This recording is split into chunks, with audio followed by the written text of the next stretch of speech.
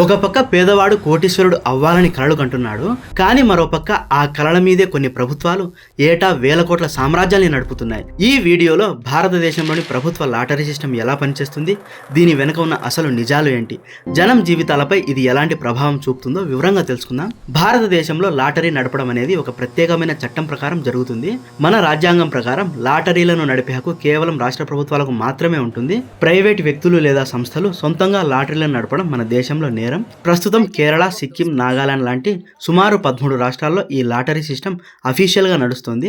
మిగిలిన రాష్ట్రాలు దీన్ని బ్యాన్ చేశాయి. ఈ సిస్టమ్ ఎలా పనిచేస్తుందో ఇప్పుడు ఒకసారి చూద్దాం. ప్రభుత్వం మొదట లాటరీ టికెట్లను ప్రింట్ చేస్తుంది. ఈ టికెట్లను నేరుగా ప్రజలకు అమ్మడం ప్రభుత్వానికి కుదరదు.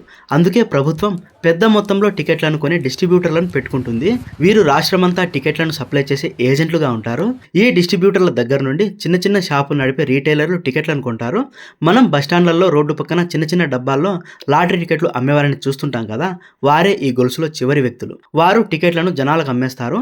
ప్రతి టికెట్ అమ్మకంపై ఈ చిన్న వ్యాపారులకు కొంత కమిషన్ వస్తుంది. ఒక 40 రూపాయల లాటరీ టికెట్ ఎలా పంచబడుతుందో ఇప్పుడు ఒకసారి చూద్దాం. మీరు ఇచ్చే 40 రూపాయల్లో సుమారు 10 నుండి 12 రూపాయలు నేరుగా ప్రభుత్వానికి ట్యాక్స్ రూపంలో ఇతర ఖర్చుల కింద వెళ్తాయి. ఒక 5 నుండి 8 రూపాయలు డిస్ట్రిబ్యూటర్లకు అమ్మేవారికి లాభంగా వెళ్తాయి. మిగిలిన 20 నుండి 22 రూపాయలు మాత్రమే ప్రైజ్ మనీ కోసం పక్కన పెడతారు. అంటే మీరు పెట్టిన పెట్టుబడిలో సగం కంటే తక్కువ డబ్బు మాత్రమే తిరిగి గెలుచుకునే ఛాన్స్ ఉంటుంది. జనాలు ఈ లాటరీ టికెట్లను ఎందుకు కొంటారు? దీనికి మెయిన్ రీజన్ తక్కువ ఖర్చుతో పెద్ద కలలు కనడం. కేవలం 40 రూపాయలు పెడితే రాత్రికి రాత్రే కోట్లు వస్తాయనే ఆశ సామాన్యుడిని ఆకర్షిస్తుంది. దీనినే హోప్ సైకాలజీ అంటారు.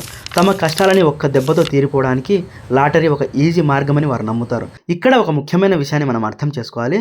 దీనినే గ్యాంబ్లర్ పాలసీ అంటారు. ఉదాహరణకు, ఒక వ్యక్తి వారం రోజులుగా టికెట్లు కొని ఓడిపోయాడు అనుకుందాం.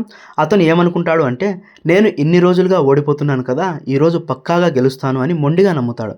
కానీ మ్యాథ్స్ ప్రకారం ప్రతి కొత్త డ్రా ఒక కొత్త అవకాశం మాత్రమే. పాత ఓటములకు కొత్త టికెట్ గెలవడానికి ఎలాంటి సంబంధం ఉండదు. గెలిచే ఛాన్స్ ఎప్పుడూ ఒకేలా ఉంటుంది. అది ఎప్పటికీ పెరగదు. లాటరీ వల్ల వచ్చే మెయిన్ ప్రాబ్లం ఏమిటంటే, మొదటిది అలవాటు పడటం. లాటరీ అనేది ఒక జూదం లాంటిది. ఒకసారి చిన్న ప్రైజ్ రాగానే పెద్దది వస్తుందనే ఆశతో పదే పదే టికెట్లు కొంటాం. ఇది మెల్లగా వ్యసనంగా మారుతుంది.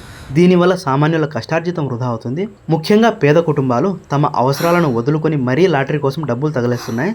రెండవది ఆర్థికంగా నష్టపోవడం. లాటరీలో గెలిచే అవకాశం లక్షల్లో ఒకటి మాత్రమే ఉంటుంది. అంటే 99% కంటే ఎక్కువ మంది తమ డబ్బును పోగొట్టుకుంటున్నారు. మూడవది మోసాలు. ప్రభుత్వ లాటరీల పేరుతో నకిలీ టికెట్లు అమ్మడం, గెలిచిన వారికి డబ్బులు ఇవ్వకుండా తిప్పించుకోవడం వంటివి జరుగుతుంటాయి. చివరగా ప్రభుత్వాలు దీనిపై ఆధారపడడం ఒక పెద్ద మైనస్. చాలా రాష్ట్రాలు తమ పథకాలు నడపడానికి లేదా జీతాలు ఇవ్వడానికి ఈ లాటరీ ఆదాయం మీద ఆధారపడుతున్నాయి. మద్యం, లాటరీ వంటి వాటి ద్వారా వచ్చే డబ్బు ప్రభుత్వానికి మెయిన్ ఆదాయంగా మారడం ఆలోచించాల్సిన విషయం. ప్రభుత్వం ప్రజల బాగు కోసం పనిచేయాలా లేక ఇలాంటి వాటి ద్వారా ఆదాయం పెంచుకోవాలా అనే చర్చ ఎప్పుడూ నడుస్తూనే ఉంటుంది. లాటరీ అనేది ఒక నాణానికి ఉన్న రెండు వైపు లాంటిది. ఒకవైపు అది సామాన్యులకు ఒక చిన్న ఆశనిస్తుంది, ప్రభుత్వానికి ఆదాయాన్ని తెస్తుంది.